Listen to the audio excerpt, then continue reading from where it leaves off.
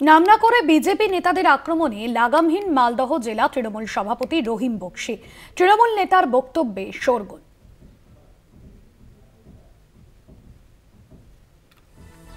তৃণমূলের প্রতিষ্ঠা দিবসে বিজেপি নেতাদের ঢেঁড়স পচা আলু কটাক্ষ তৃণমূল নেতার।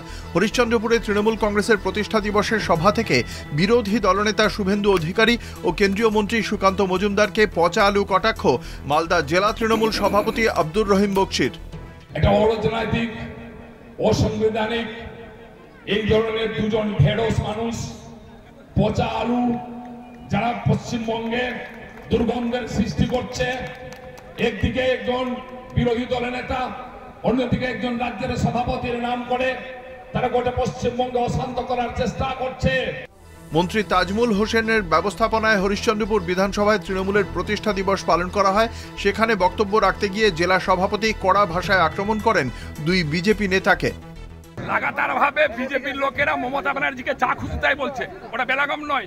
আর রহিম বক্সী ন্যায্য কথা বলেছে যে আজকে দুইজন লোক মিলে, শুভেন্দু অধিকারী এবং সুগন্ধ ভট্টাচার্য দুজন মিলে লাগাতারভাবে পশ্চিমবঙ্গে অশান্ত করার চেষ্টা করছেন, পশ্চিমবঙ্গের মানুষকে বিপদের মুখে ঠেলে দেওয়ার চেষ্টা করছেন, জাতপাতের নামে আমাদেরকে ভাগ করতে চাইছেন বাঙালিদেরকে।